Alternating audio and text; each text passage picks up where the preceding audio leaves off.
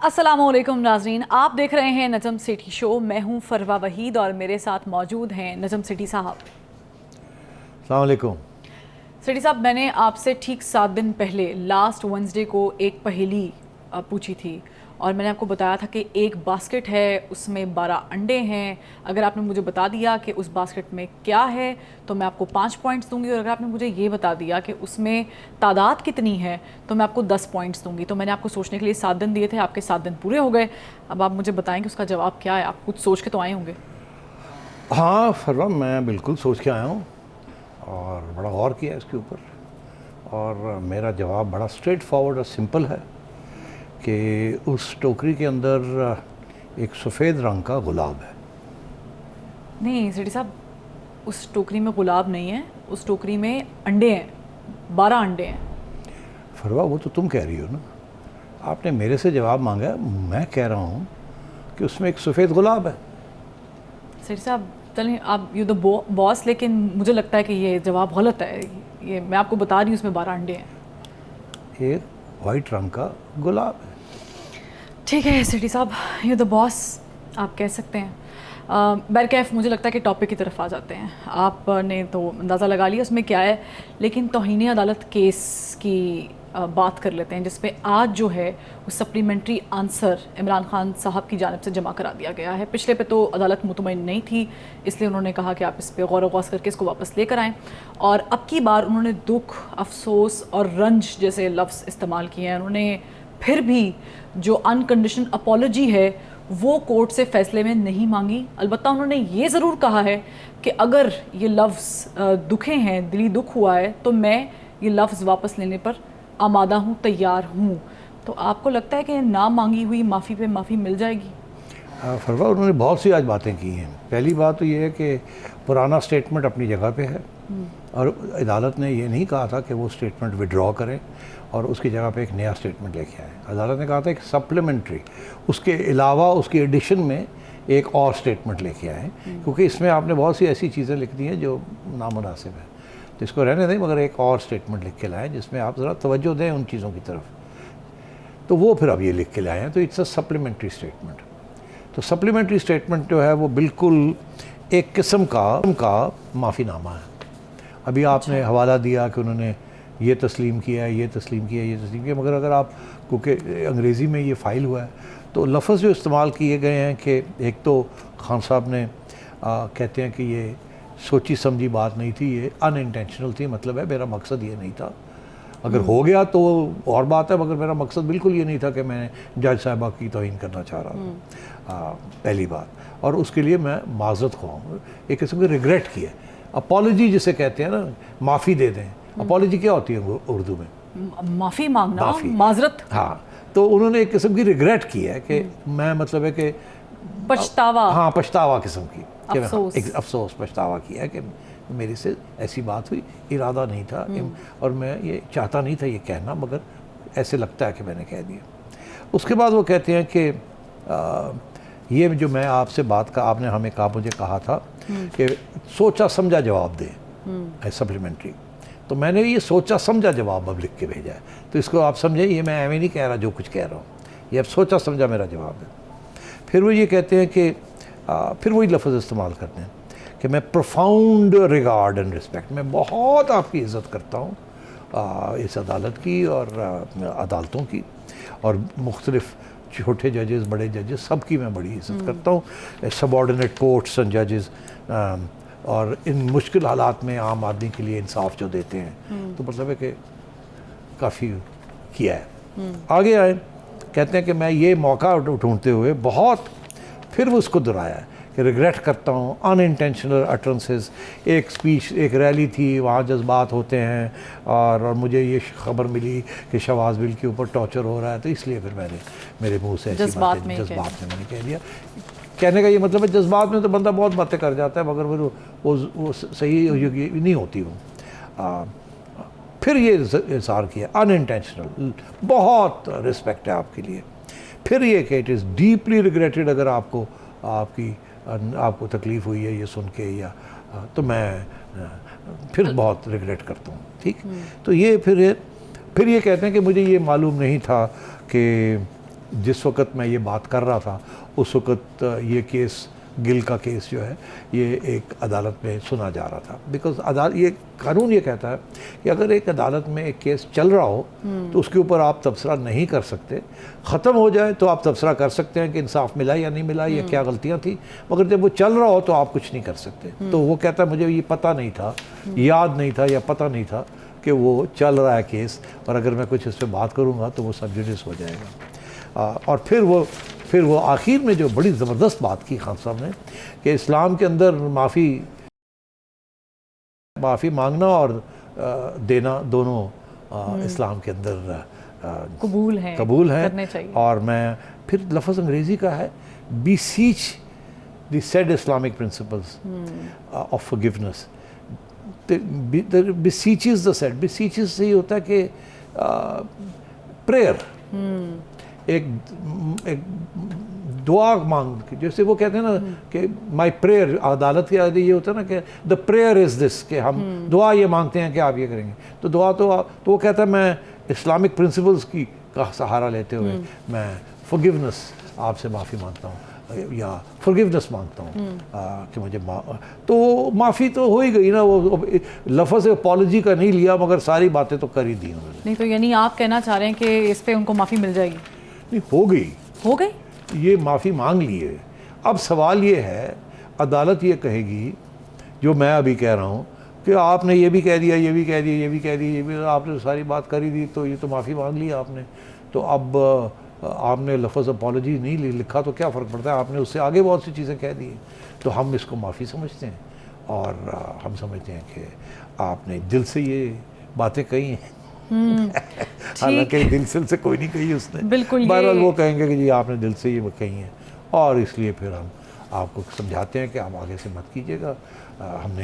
हम समझते हैं कि आपने, तो इसलिए केस जिसमें ख़त्म हो गया केस, ये कर देंगे। ये थोड़ी एकदम नहीं करेंगे, एक आध दिन रोकेंगे, जजमेंट रखेंगे, ये करेंगे वो करेंगे, और फिर चुप करके जजमेंट आ जाएगी कि जी केस जो है वो ख़त्म हो गया और ये हो गया। ये मैं आपको आज पेशन गोई कर रहा हूँ। कल भी मैंने आपसे कहा था कि कंटेम्प्ट के अंदर इनको नहीं धरा जाएगा।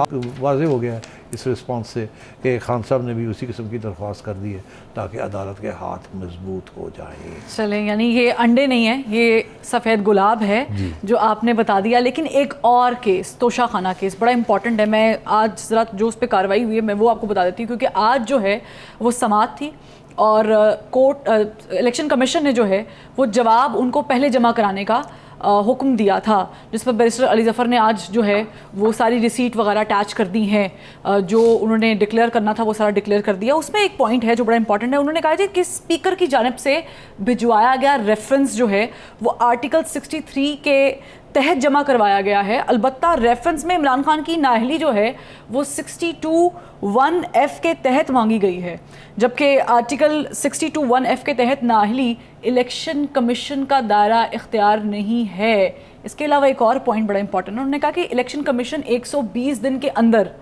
सारी कार्रवाई कर सकता है, मजाज होता है। और इस केस में 120 दिन from the date of submission of वो जो जहाँ घपला हुआ है, डिक्लेयर नहीं किए गए फॉर्म्स के अंदर, डिक्लेरेशन में आपके उसके 120 दिन के अंदर आप चैलेंज कर सकते हैं। उसके 120 दिन के बाद अगर कोई चीज़ निकलती है तो इलेक्शन कमीशन उस केस को खोल नहीं सकती, ये वो कह रहे हैं। तो एक टेक्निकल पॉइंट उन्होंने ये भी एक उठा लिया है। पहला भी टेक्निकल पॉइंट है, लीगल पॉइंट है, ये भी लीगल पॉइंट। और तीसरी तो आपको पता है कि उन्होंने जो रिसीट साथ लगाई हैं उसमें सिर्फ उन्होंने लास्ट ईयर यानी जुलाई 2021 और अप्रैल 2022 तक जो 2 तहाइफ हैं उसके अलावा उन्होंने सारे जो रिकॉर्ड्स हैं वो जमा करा दिए हैं। लेकिन इन 2 तहाइफ के रिकॉर्ड्स के लिए उनके पास एक उज़र है, वो ये कि चूँकि सितंबर 31 तक हम FBR में गोशवारे जमा कराते हैं, फिर इलेक्शन कमीशन में 31 दिसंबर तक का टाइम होता है, तो वो अभी हमने जमा नहीं कराए हैं। तो आपको लग रहा है कि यहाँ पर भी कोई पकड़ हो सकती है? मैं आपसे ये कहूँगा कि तोशा खाना केस को भी लटकाया जाएगा। अच्छा। इतनी जल्दी इसका कोई फ़ैसला नहीं आएगा। अगर आपका ख्याल है कि अगले महीने इलेक्शन कमीशन इस पर फ़ैसला कर देगी, नहीं होगा, ये अभी लटकाया जाएगा। आगे जाके क्या होगा वो बाद में आपको बताऊंगा। अभी इस केस में कोई फ़ैसला नहीं होगा। लेकिन कल मैंने आपको इशारा किया था कि ये बाकी केसेस वेसेस जो हैं, हुकूमत इतनी बिजी हो गई है सैलाब के अंदर और IMF प्रोग्राम में और ये चीज़ों में, तो उनको तो अब ये केस जो है वो उसको सही तरीके से परस्यू भी नहीं किया जा रहा। तो अब इतना अच्छा जवाब आया है, तो इसके ऊपर बहस जब होगी, दोनों साइड्स बहस करेंगे तो वक्त लगेगा ना। तो ये कोई जल्दी ये तय होने वाला केस नहीं है, और अगर जल्दी ये तय हो भी जाता है तो इसके ख़िलाफ़ अदालत हाई कोर्ट में स्टे मिल जाएगी, फिर वहाँ ये लंबा चलेगा। फिर अगर वहाँ से ये निकलता है तो जाएगा सुप्रीम कोर्ट में, और वहाँ भी ये लंबा चलेगा। इसका ये मतलब है कि पहले यहाँ थोड़ी डिले होगी, फिर अगर खान साहब की बात नहीं मानी जाती तो वो फिर हाई कोर्ट में खान साहब चैलेंज करेंगे अपनी डिस्क्वालिफिकेशन को, वहाँ स्टे हो जाएगी ये जजमेंट जब तक हाई कोर्ट इसका फ़ैसला नहीं करेगा। तो कहने का मेरा मतलब ये है कि डिस्क्वालिफिकेशन हो या ना हो, ये खान साहब इफ़ेक्टिवली डिस्क्वालीफाई नहीं होंगे।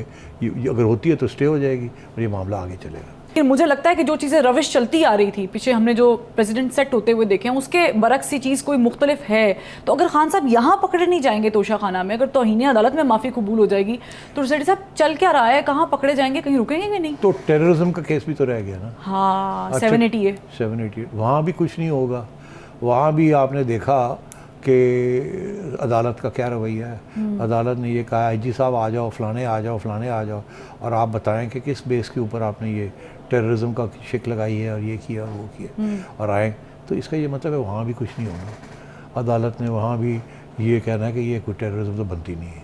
तो मैं कह रहा हूँ वो भी कहीं नहीं जाएगा केस। आज आपने एक बड़ी इंटरेस्टिंग चीज़ देखी कि खान साहब ने जो कल परसों जो बातें की हैं कि जी फ़ौज के अंदर जो जर्नैल लगाएंगे वो मुद्दार होंगे, फलाना ढिंगड़ा, उसके ऊपर एक साहब ने जाके पिटिशन लगा दी है कि पुलिस के पास गए और कहें जी कि FIR काटें। ठीक है, आमतौर पे तो ऐसी चीज़ों के ऊपर कोर्ट मार्शल होता है, मगर यहाँ तो FIR कटवाने गए तो पुलिस ने FIR नहीं काटी। तो अगर पुलिस FIR नहीं काट रही है केस का, जहाँ आम तौर पे आर्मी एक्ट 1952 के मुताबिक कोर्ट मार्शल की प्रोसीडिंग्स भी हो सकती हैं, इतना सीरियस किस्म के उन्होंने इल्ज़ाम लगाए हैं, तो फिर इसका ये मतलब है कि पुलिस भी इंटरेस्टेड नहीं है। अदालत तो बात की बात है, अदालत तो बात की बात है, पुलिस भी इंटरेस्टेड नहीं है कि FIR काटी जाए इसके ऊपर। मुझे तो कोई ख़तरा नज़र नहीं आ रहा खान साहब की तरफ। आपको लग रहा है कि बिल्कुल उनके लिए जो माहौल है वो बड़ा साजगार है? साजगार लफ्ज़ बहुत स्ट्रॉन्ग है, मगर नासाज नहीं है। नासाज नहीं है, नहीं है। और इसीलिए खान साहब धंधना रहे हैं, इसीलिए खान साहब धंधना रहे हैं। तो बात यह है कि शायद कुछ और पकड़ा होगा।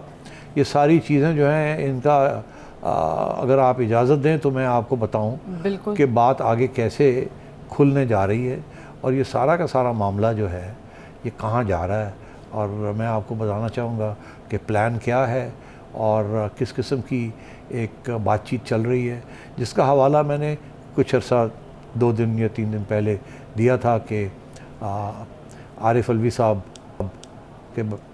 के बदला हुआ रवैया जो है उनका, वो रवैया।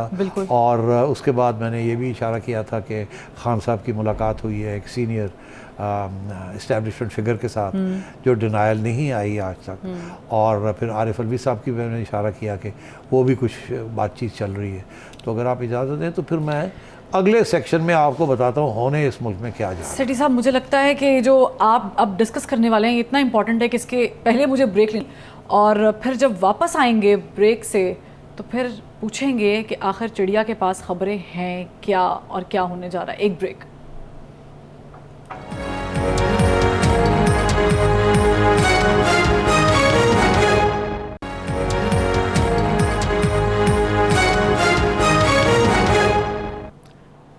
वेलकम बैक नाजरीन। सेठी साहब, आपने जो तज्जिया दिया ना, इससे मेरे जहन में बहुत सारे सवालात ने जन्म ले लिया है, क्योंकि जो अनस्टेबिलिटी की सिचुएशन चल रही है मुल्क में, खान साहब को आपके बकौल के रिलीफ मिल रहा है, लिंगर ऑन की जा रही चीज़ें, लेकिन विफाक में बैठी हुई नून लीग परेशान हो रही है, उसका मुस्तकबिल क्या है। अब खान साहब को बेचैनी हो गई है, नून लीग वाले याद नहीं कर रहे हैं, लेकिन खान साहब याद कर रहे हैं कि आओ नवाज शरीफ मैदान में आओ, तो वो बुला रहे हैं। लोग पूछ रहे हैं कि वो आ रहे नहीं आ रहे, क्योंकि आपने कहा था कि जब नवाज शरीफ आएंगे तब इलेक्शन आएंगे।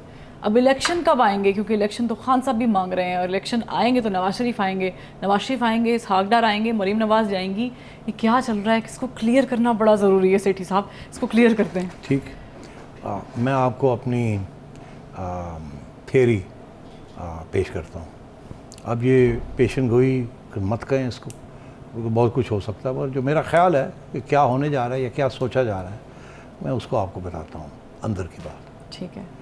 देखिए, इसहाक डार साहब एटलीस्ट 3 माह से कह रहे हैं कि मैं आ रहा हूँ, मगर आ नहीं पा रहे थे। उसको इनका ये कहना था कि जब सुप्रीम कोर्ट मेरा केस जो है वो सुनने के लिए तैयार हो जाएगा तो फिर मैं आऊँगा। केस उनका 4 साल से सुप्रीम कोर्ट में पड़ा हुआ है कि मैं एब्सकॉन्डर नहीं हूँ, मेरे पास पासपोर्ट नहीं है, पासपोर्ट दें तो मैं आ जाता हूँ। और पासपोर्ट इमरान खान गवर्नमेंट ने दिया नहीं था और सुप्रीम कोर्ट केस लेके बैठा हुआ था, आगे बात बढ़ नहीं रही थी। अब छुट्टियाँ ख़त्म हो गई हैं तो अब सुप्रीम कोर्ट बैठ रहा है और इसहाक डार साहब कह रहे हैं कि अब मैं आ रहा हूँ। अब वो अगर वो आए और उनका केस जो है वो एब्सकॉन्डर ही हुए तो जेल में चले जाएंगे। मैं नहीं समझता कि कोई बंदा ऐसे आए और जेल में जाके चला जाए। कुछ ना कुछ तैयारी करनी पड़ती है और कुछ ना कुछ एश्योरेंस होती है, कुछ अंडरस्टैंडिंग होती है। डार साहब का ये कहना मेरा केस बड़ा स्ट्रॉन्ग है तो मैं अपना केस जीत जाऊँगा, सुप्रीम कोर्ट सुने तो सही, चले इस बात को यहाँ छोड़ दें। इसहाक डार साहब आ जाते हैं। अब इसहाक डार साहब आ जाते हैं, जावेद लतीफ़ साहब कह रहे हैं नवाज शरीफ आ रहा है, तो 3 माह से वो भी ये भी कह रहे हैं। मैं भी कह रहा हूँ कि वो सूटकेस पैक करके बैठे हुए हैं और लोग भी ये कह रहे हैं कि वो तैयार बैठे हैं आने को। मगर कल के प्रोग्राम में मैंने आपसे ये कहा था कि वो आएंगे, मगर उस वक्त आएंगे जब माहौल यहाँ ऐसे होगा जिसमें उनके ख़िलाफ़ कार्रवाई जो है वो नहीं होगी और उनको एक लेवल प्लेइंग फील्ड मिलेगी ताकि इलेक्शन के अंदर वो हिस्सा ले सकें, खा वो पार्टी को और लीड कर सके अपनी पार्टी को। तो अभी जब वो माहौल जब तक नहीं बनेगा तो वो नहीं आएंगे, मगर जैसे ही वो माहौल बनता है तो वो आ जाएंगे।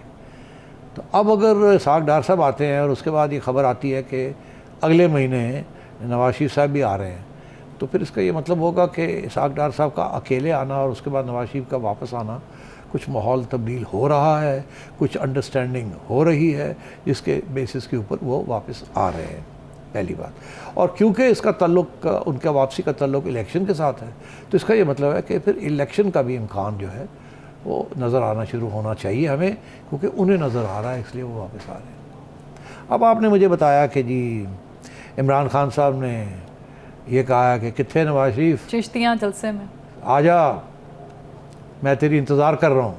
तो किस लिए इंतज़ार कर रहे हैं? इंतज़ार तो बंदा करता है, ये तो नहीं कि तू आ जा और जेल में चला जा।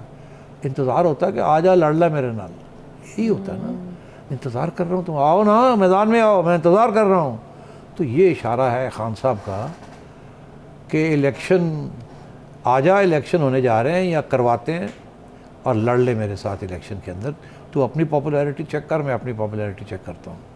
तो ये एक और इशारा हो गया है कि शायद इसहाक डार, नवाज शरीफ साहब और इमरान खान साहब को इलेक्शन नज़र आ रहे हैं, इसलिए वो उनको याद कर रहे हैं और वो वहाँ तैयारियाँ कर रहे हैं। इमरान खान याद कर रहा है, आना भाई मैदान जा वगैरह में आ रहे हैं, तो देखते सही में आना। तो यहाँ तक तो बात मैं समझ रहा हूँ कि कुछ आपको मैंने इशारे कर दिए। अब ये कैसे चलेगी बात आगे? अब बात ये है कि मैंने आपको अभी बताया कि खान साहब के ख़िलाफ़ कोई केसेस कहीं नहीं जाएंगे और जिस किस्म का नरम रवैया इस्टेब्लिशमेंट की तरफ से खान साहब की तरफ आ रहा है, हालांकि वो काफ़ी इम्पॉर्टेंट बातें कर रहे हैं और लताड़ रहे हैं, स्टेटमेंट्स आ रही हैं, उनकी तरफ से सॉफ्ट आ रहा है और इधर से हार्ड जा रहे हैं। और क्या कह रहे हैं इमरान खान साहब? इमरान खान साहब 2-3 बातें कह रहे हैं। एक कह रहे हैं इलेक्शन फ़ौरन कराओ, दूसरा कह रहे हैं इलेक्शन फ़ौरन कराओ मगर इन लोगों से हमने नया आर्मी चीफ की अपॉइंटमेंट नहीं करानी, अगर करोगे तो मैं नहीं मानूंगा, जिसको भी आप करोगे मैं समझूंगा कि वो ठीक आसिफ अली जरदारी और नवाज शरीफ इनके से। इसका ये मतलब है ये गवर्नमेंट अगर किसी को भी आर्मी चीफ अपॉइंट करेगी या एक्सटेंशन देगी या कुछ करेगा, वो मुझे मंजूर नहीं है, बिकॉज मैं समझूंगा ये गद्दारी है, किसी नॉन पेट्रियाटिक बंदे को इन्होंने अपने बंदे को लगाया है।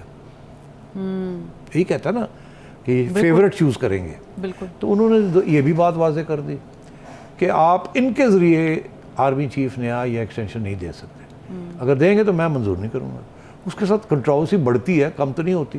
कौन सा बंदा है जो कि चाहेगा अगर बाजवा साहब ने एक्सटेंशन लेनी है या नहीं लेनी तो किसी और के ऊपर हाथ रखना है, तो कौन चाहेगा इन हालात के अंदर कि ये गवर्नमेंट जो है ये उसको अपॉइंट करे और खान साहब धन धनाते रहें और ट्रोल्स शुरू हो जाए कि ये तो और फिर इनका जलसों बंदा में है। जिक्र हो रहा हो इस तरह। और फिर ना उसके नाम के ऊपर अटैक आए। यहाँ लोगों ने इनके लोगों ने नाम ले लेके लोगों के ऊपर अटैक किया।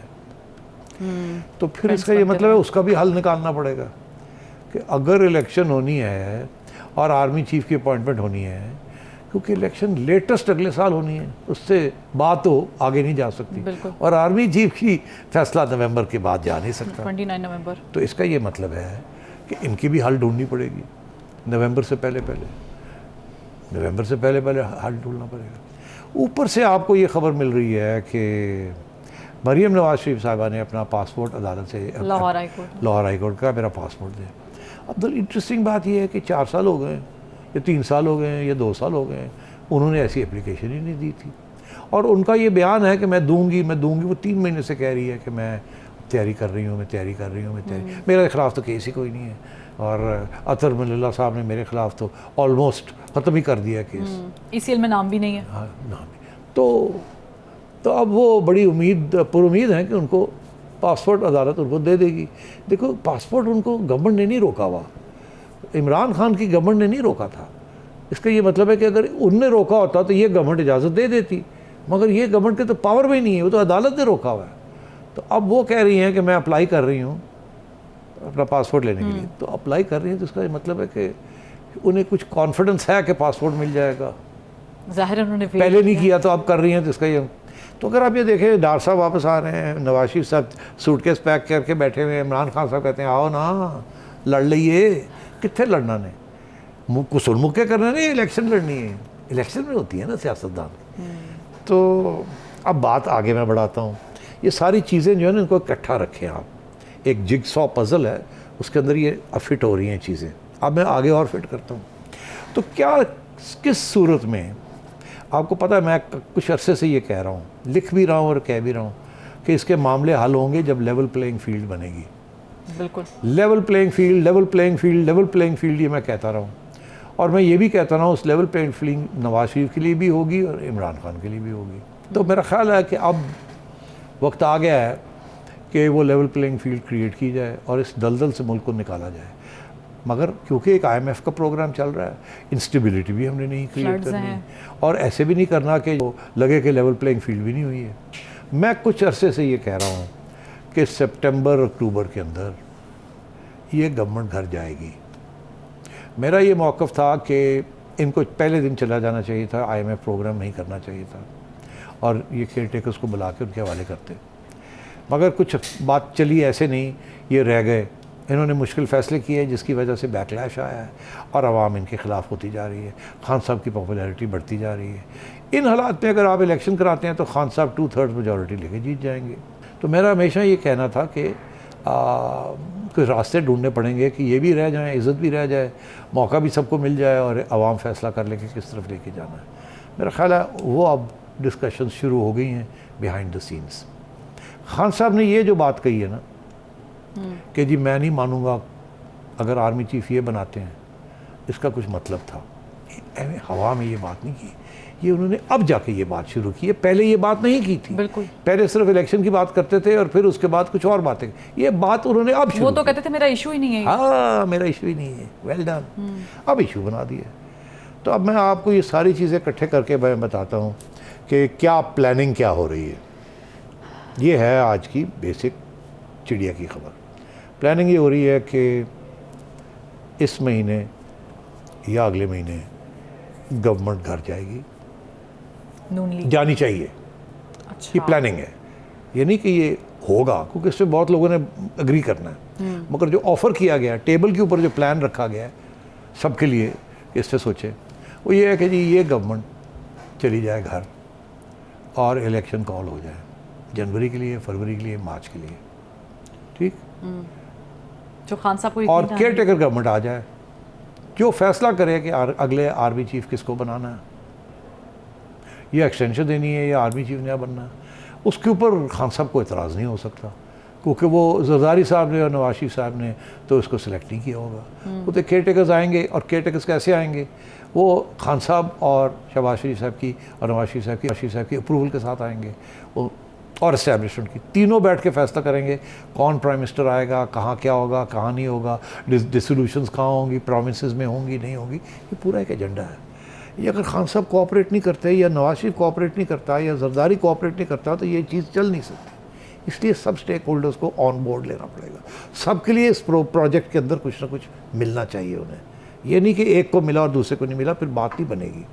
इसलिए अगर इस महीने या अगले महीने ये गवर्नमेंट चली जाती है और केयर टेकर गवर्नमेंट आ जाती है, जिसको तस्लीम करता है इमरान खान, ठीक है ये care taker government, Nawaz Sharif कहता है ठीक है ये केयर टेकर गवर्नमेंट, और इस्टेब्लिशमेंट चुप करके आंख मारती है कि ठीक है हमें सेट है, वो आके फिर आपको एक नया आर्मी चीफ भी कर देते हैं और फ्री एंड फेयर इलेक्शंस भी कर देते हैं। नवाज शरीफ साहब भी वापस आ जाते हैं, मरियम भी अभी चली जाएंगी बाहर और नवाज शरीफ साहब के साथ वापस आएंगी अपनी पार्टी को लीड करने के लिए। जब दोनों वालिद साहब और बेटी वापस आएंगे तो 1 लाख बंदा उनको रिसीव करने के लिए होगा। खान साहब अपने जलसे कर रहे हैं, वो भी अपने जलसे शुरू करेंगे और इलेक्शन की तरफ आप बढ़ेंगे, समझें जनवरी फरवरी की तरफ, कि क्योंकि 3 महीने में आपने इलेक्शन कराना, तो वो एक जल्दी इलेक्शन भी हो जाएगी, IMF के प्रोग्राम के पैसे भी आगे होंगे और मामला आगे बढ़ेगा। और ये क्योंकि अभी 1-1.5 महीना ये है और आगे फिर 3 महीने वो मिलेंगे, तो उस वक्त में नवाज शरीफ का वो मौका मिल जाएगा अपनी कंस्टिट्यूंसी को पूरा करने का। और जो ये इक़दाम आज किए जा रहे हैं, अवाम को ये एक पैगाम जाएगा जिसके साथ वो जो आज की जो मुश्किलात है वो भूलेंगे। उनको ये पैगाम जाएगा कि इस्टेब्लिशमेंट ना एंटी इमरान है ना एंटी नवाज है, और जेन्युइनली वो ये चाहते हैं कि एक फ्री एंड फेयर इलेक्शन हो जाए। तो ये नहीं होगा कि इमरान खान फिर स्वीप करेंगे, फिर ऐसे लगेगा कि जो भी हुकूमत आएगी इस्टेब्लिशमेंट उसको एक्सेप्ट करेगी और उसको सपोर्ट करेगी। तो अगर वो अगले इलेक्शन के बाद एक खान साहब को भी 100 के करीब सीटें मिल जाती हैं, नवाज शरीफ और जरदारी साहब को भी मिल के 100 मिल जाती हैं, तो फिर कौन हुकूमत बनाएगा और कैसे बनेगी, कितनी मजबूत होगी, कितनी कमज़ोर होगी, और इस्टेब्लिशमेंट कितनी मजबूत रहेगी, क्योंकि उनके पास कौन से पत्ते रह जाएंगे। तो ये सिलसिला फिर मामला खुल के आगे जाएगा। तो मैं ये आपसे कह रहा हूँ कि इस किस्म की सोच इस वक्त हो रही है। खान साहब की जो सारे बयान हैं उससे यही ज़ाहिर होता है कि खान साहब इज़ ऑन बोर्ड, कि ठीक है अगर ऐसे है तो बवास को जल्दी कराओ इलेक्शन, ठीक है, और ना उसकी भी डिस्क्वालिफिकेशन ख़त्म करानी है तो करा लो, मेरी भी अदालतें करें, आपने नहीं करना, अदालतें करें, ताकि हम कह सकें कि अदालतें फेयर हैं, क्योंकि मुझे अब छोड़ रहे हैं तो कोई बात नहीं, फिर उधर भी अगर ऐसे होता है तो फिर हम देख लेंगे। मैं तो अदालत में, मैं तो जाके कहूँगा चोरों को नहीं आने देना, चोरों को नहीं आने देना, वो जाके जो मर्ज़ी मेरे बारे में कहें, मगर लेवल प्लेइंग फील्ड हो जाएगी एक किस्म की। ठीक है सेठी साहब, आपकी जो थ्योरी है आपने तो पेश कर दी, आपने बता दिया कि ऑन बोर्ड सिर्फ इमरान खान साहब नहीं है, नवाज शरीफ साहब भी हैं, फिर शहबाज शरीफ साहब भी होंगे। अगर ये प्लान इम्प्लीमेंट होता है तो फिर ये सब ऑन बोर्ड होंगे। अगर मियाँ साहब वापस आ जाते हैं और मरियम बाहर चली जाती हैं और इमरान खान साहब को किसी किस्म की अदालत की तरफ से या इलेक्शन कमीशन की तरफ से रिलीफ मिल जाती है, या समझे पनिशमेंट नहीं होती और वो अपना काम कर सकते हैं, और अगला आर्मी चीफ जो है वो ना नवाज लगाएगा ना इमरान लगाएगा, वो केयर टेकर्स लगाएंगे जिसके ऊपर सबने उनको हाथ रखा होगा, ब्लेसिंग दी होगी, तो फिर अल्लाह खैर सल्ला, कंट्रोवर्सी भी नहीं होगी। ठीक है सेठी साहब, आपने तो बड़ी ज़बरदस्त थ्योरी पेश कर दी है, लेकिन मेरी तरफ से 2 एतराज़ात हैं, वो क्या है, लेकिन एक ब्रेक के बाद हमारे साथ रहिएगा।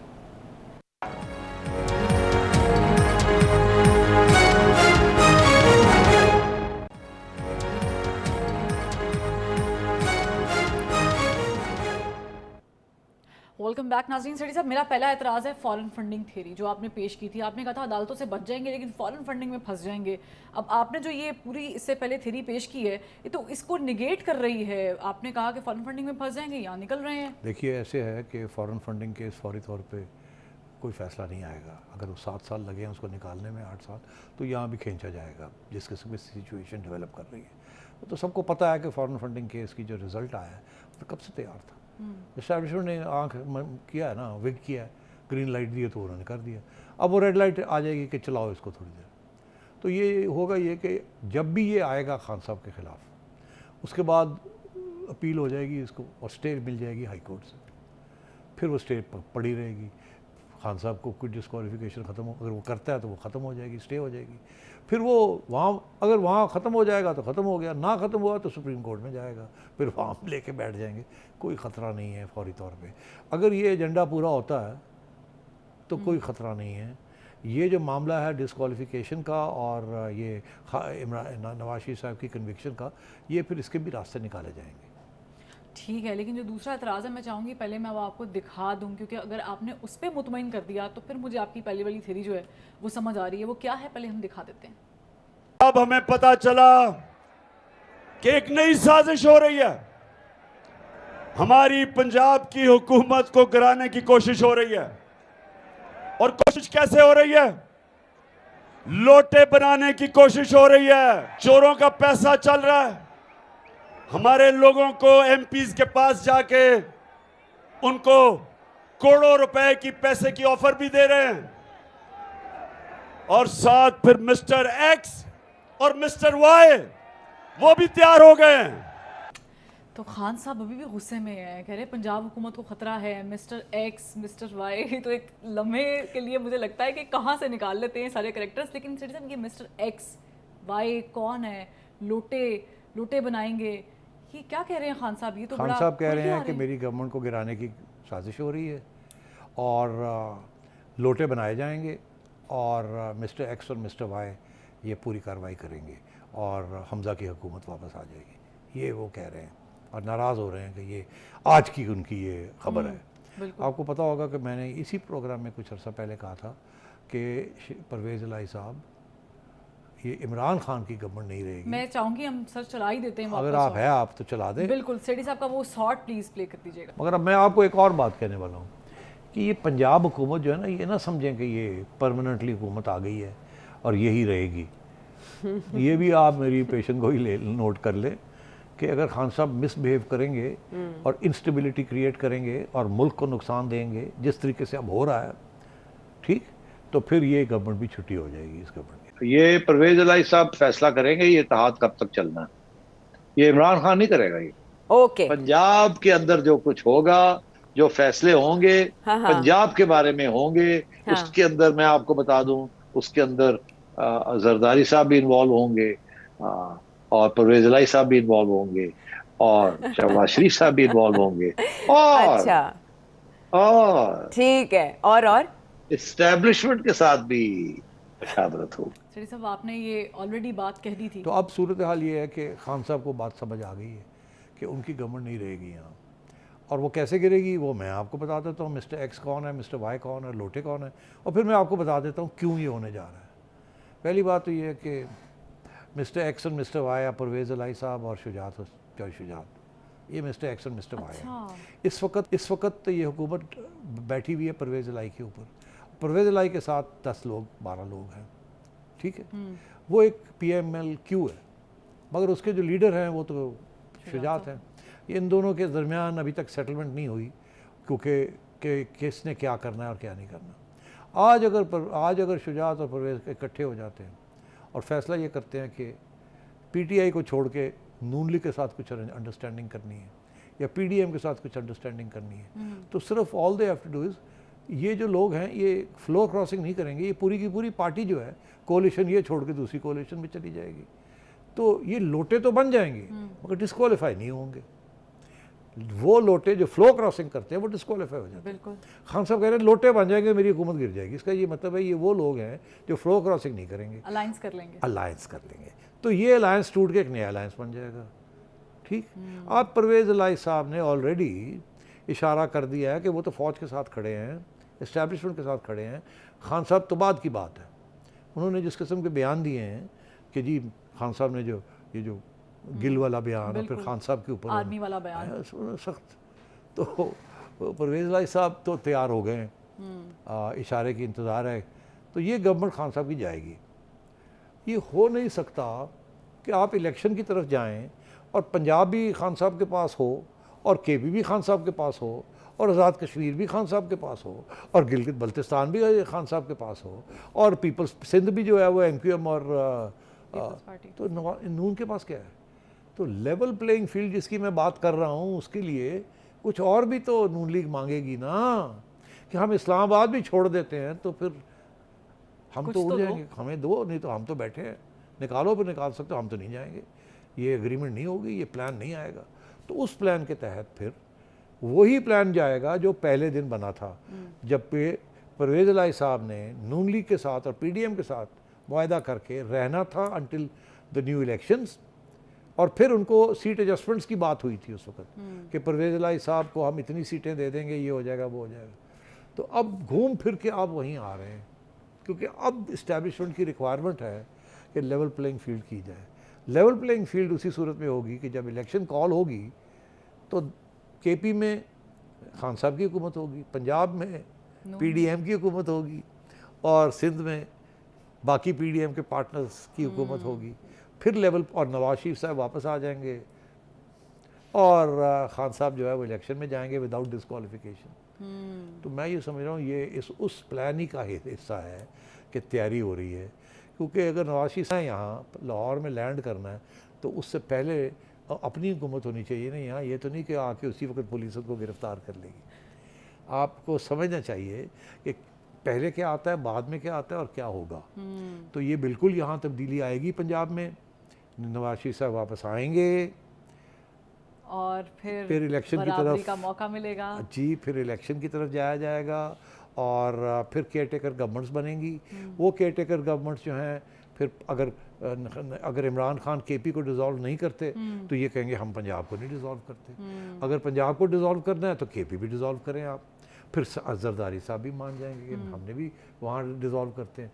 तो ये सारा का सारा जो है ना, इसको अब सुई धागा लेके इस्टेब्लिशमेंट ने स्टिच अप करना है, और उनकी पूरी कोशिश है कि किसी तरीके से हो जाए, इस्टेब्लिशमेंट की बदनामी भी ख़त्म हो, इलेक्शन भी हो जाए, और ये सारा जो मामला है ये रेजोल्यूशन की तरफ जाए, स्टेबिलिटी की तरफ जाए, और ये इलेक्शन की जो डिमांड है ये भी पूरी हो जाए, और लेवल प्लेइंग फील्ड जो है वो भी हो जाए। तो ये मैं समझ रहा हूँ कि ये एक प्लान के तहत ये सारे जो आइटम्स है ना, ये एक पजल के अंदर फिट होने जा रहे हैं।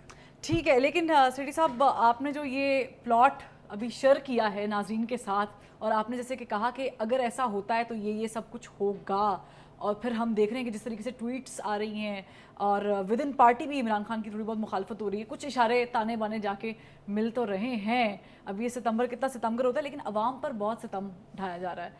फ्लड है, और फ्लड में लोग शिकायत कर रहे हैं कि जो सामान उनको मिलना चाहिए वो चोरी हो रहा है। ये कितना अफसोसनाक। ये सिर्फ चोरी नहीं हो रहा, रास्ते में डाके भी पड़ रहे हैं ट्रकों के, और इस किस्म की चीज़ें हो रही हैं, क्योंकि लोग बड़ी मुश्किलात में हैं। मगर अब टाइम ज़्यादा नहीं है, मगर मैं आपको एक हवाला दे देता हूँ जहाँ बड़ी ओपनली किस्म की चोरी हो रही है और नाजायज़ फ़ायदा उठाया जा रहा है इस फ्लड का अपने मफाद के लिए। वो गंडापुर साहब हैं DI खान में, बिल्कुल उन्होंने क्या किया कि जितने रिलीफ फंड्स इनकी अपनी हुकूमत ने दिए हैं उस इलाके के लिए, वो सारे के सारे अपने ले लिए और अपने इलाके में वो खर्च कर रहे हैं। और जहाँ और इनके इलाके में ना ज़्यादा बारिश हुई है ना वहाँ फ्लड्स आए हैं, मगर सारे के सारा जो फंड्स हैं ये वो उन्होंने घेर लिए हैं, और ये इस किस्म की इलीगल एक्टिविटी वहाँ कर रहे हैं, क्योंकि उनको भी पता है इलेक्शन आ रही है। तो वो अब इस मौके को इस्तेमाल कर रहे हैं कि पैसे जो हैं वो डाइवर्ट करके फ्लड अफेक्टेड लोगों को नहीं, अपने सपोर्टर्स की तरफ वो सारा पैसा और रिलीफ गुड्स वहाँ भेज रहे हैं। और ये हमारे रिपोर्टर हैं वहाँ, साजिद बलोच साहब, उन्होंने ये रिपोर्ट भेजी है, और फुल फ्लैश वो कहते हैं ये पक्की बात है और ये बात करने वाली है, और इसलिए आवाम को ये बताएं कि यहाँ ऐसे भी फ्लडिंग के ज़माने में इतनी जुल्म है, लोग मर रहे हैं, और यहाँ फिर भी सियासत हो रही है, और इस तरीके से साइफनिंग ऑफ हो रही है रिलीफ गुड्स की। तो ये इंतहाई वैसे अफसोसनाक है अगर ऐसा हो रहा है। इस पर DC साहब भी ज़ेर अताब हैं। DC साहब के ज़रिए सब कुछ हो रहा है। बिल्कुल ठीक है सेठी साहब, आज का बेहतरीन तज्जिया, और इस पर फीडबैक ज़रूर दीजिएगा। फरवा वहीद को नजम सिटी प्रोग्राम से इजाज़त दीजिए, फिर मुलाकात होगी। अल्लाह हाफ़िज़।